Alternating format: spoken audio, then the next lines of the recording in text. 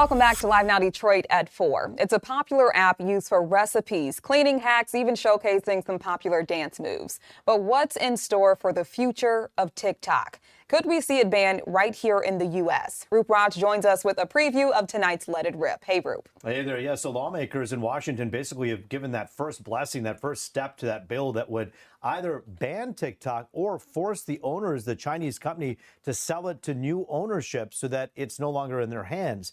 Here's the issue right now. TikTok is, as you say, a great place for people to connect.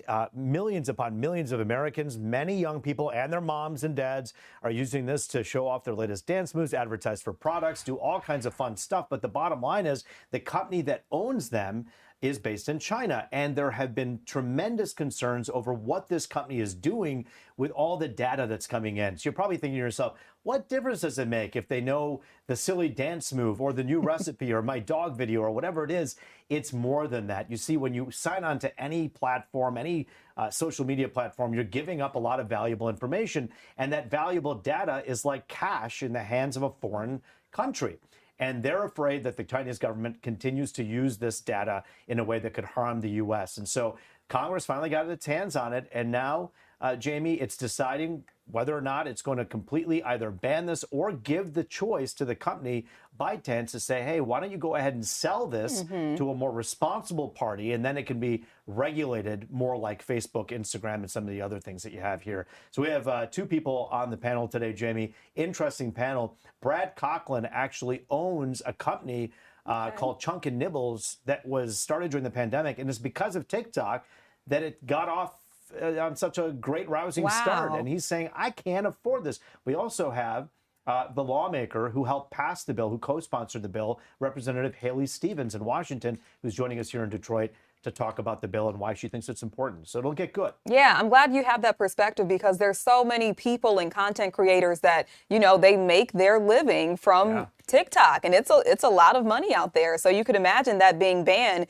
it could definitely cause an uproar here in the U.S. And, you know, and honestly, I mean, I don't have a crystal ball, and I'm a news guy like you're a newswoman, and so we're not here to predict the news, but I can just tell you, since we're just chatting here on the streaming, here's the deal. No one's probably going to ban this, but what will likely happen is they'll force them to sell it.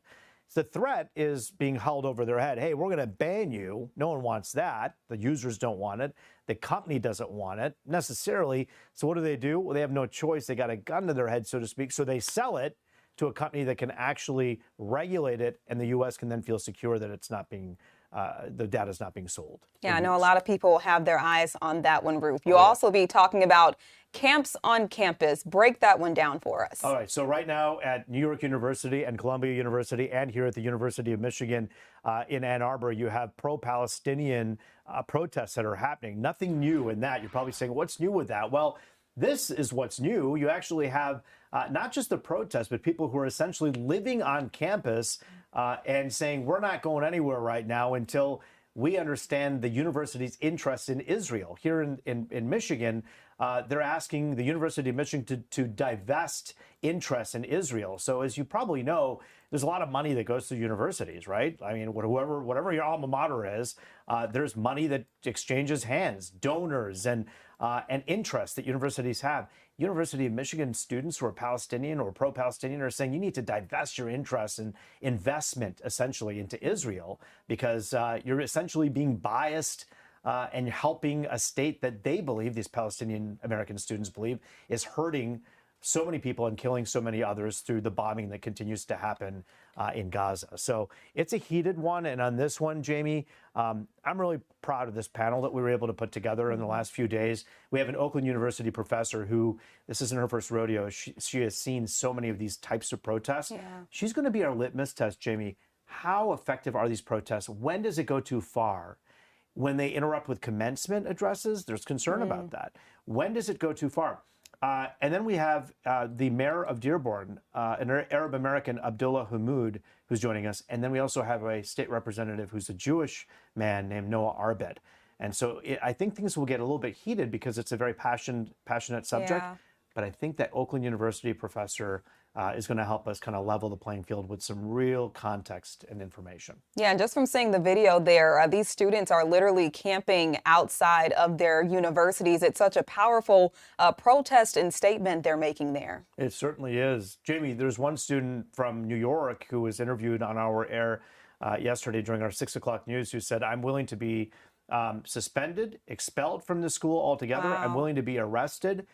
This is not something that has real guardrails. You know, when you think about, hey, you know, if I tell you, hey, you got to stop protesting and you're afraid that you'll be arrested, then you'll stop. Right. But so many of these students are saying, not afraid of being suspended, expelled, pulled out of the school, or thrown in jail. So Wow. certainly an important one that we'll be taking on tonight at 10:30 on Let It Rip. All right. Looking forward to it, Root. Thank you. See you then. An Oakland County contractor was supposed to be building garages, but instead, he built himself a legion of unhappy customers. He was convicted of running a criminal enterprise and taking money under false pretenses. He had been out on bond as his case worked its way through the court system, but yesterday, that ended. Fox 2 problem solver Rob Wolchek has the story.